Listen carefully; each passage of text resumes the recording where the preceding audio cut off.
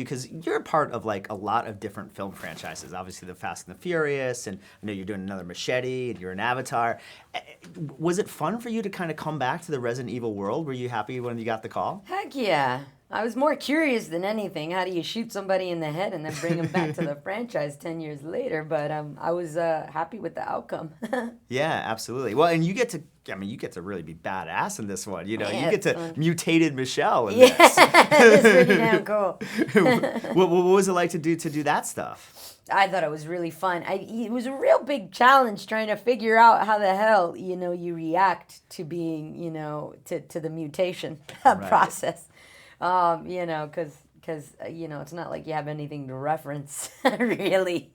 But you get to use your imagination. I bet as an actress, that's really what you want to do, it's right? It's the funnest part. It's what keeps you, your inner child alive, Yeah. Well, and in this film, you get to play 3 different roles in a sense. I know. It is pretty gnarly. I get to play definitely 3 different aspects of myself. I actually admire the university's vegan student, who hates guns, who runs around in heels. I probably ditched the heel aspect of it all, but it's definitely fun to play something opposite to what I know. Yeah, it was a nice contrast to the characters that we're used to seeing you play, and then also just what you've done in this series before. Yeah. Yeah. Tell me about reuniting with Paul and Mila and kind of the whole cast. It's so great. It's awesome to see that they're like, that they're such a great pair. They actually get along. They work well together. I mean, it's unheard of to see, a director and an actress get along so well, on and off set.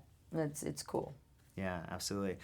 You've done a lot of 3D work and action work since the first Resident Evil that you were in. Yeah. So did you feel like a little bit more experienced, a little bit more prepared on this set and this one? I mean, ultimately, it's really the burden for the art department and the stunt people, because the stunt people have to sell their stunts a lot, more realistically and dangerously than they would in a 2-dimensional film because of the depth perception issue.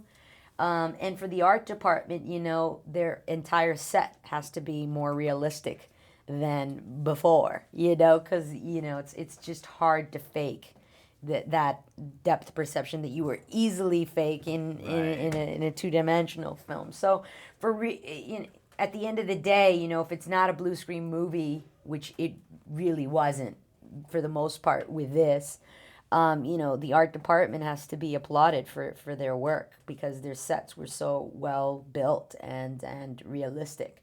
And they actually sold all the action because of it. Yeah. But it's really it's their headache for the most part. Yeah. Well, and for the actors, I think that, the hardest thing is coming so close. You know what I mean? To right. to sell all of these kicks and punches and.